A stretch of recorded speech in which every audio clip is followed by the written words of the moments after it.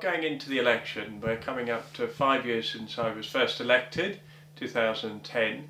A lot of your viewers will know it took me 8 years or so to get elected. I think I must have knocked on 20,000 doors, frankly. But it's been an amazing 5 years. The country's going into a massive recession. And my whole background's business. I was in business for 25 years before I went into politics. And I knew, because we were going into a recession, that the key for the town was to keep its confidence up and to drive the economy. So a lot of my emphasis has been doing that, on jobs, on apprenticeships. I was the first MP to do 100 apprentices in 100 days, on working with all the different businesses, with the Chamber of Commerce, the Federation of Small Business. All those things are so important, because I knew that with the economy globally being so bad, that it would be really easy for the town to slip into a downward spiral. So that hasn't happened, and I pay tribute to, across the whole community, people have rolled their sleeves up, worked hard. The success of the apprenticeship initiative has been so good, we've actually recruited over 3,500 apprentices since the general election.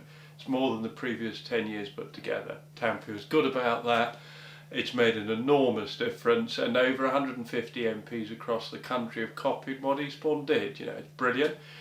And then another key part with the confidence, I wanted to bring back the Sunshine Carnival. It was stopped 15 years ago, actually 20 years ago now.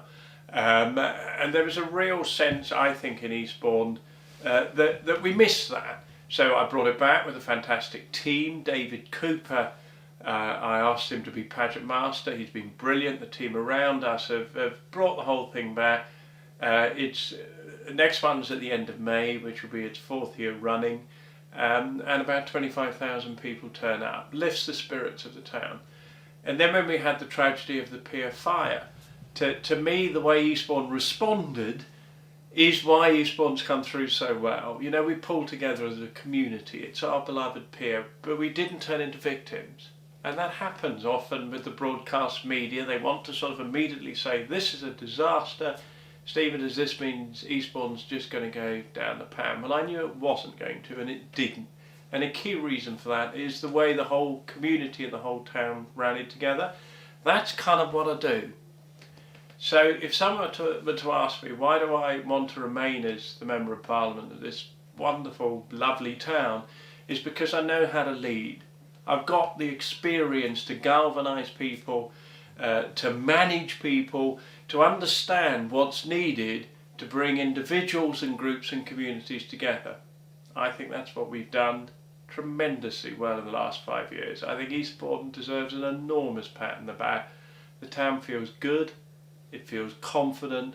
The unemployment claimant rate is down to 2.8%. That's lower than it's been well before the recession. I want to be the MP to continue to be the Member of Parliament for Eastbourne, because I love the job, I live here, it's a privilege for me to be your MP, but I also believe I've got the skills, the expertise and the passion to keep driving and leading this town forward to a really good future.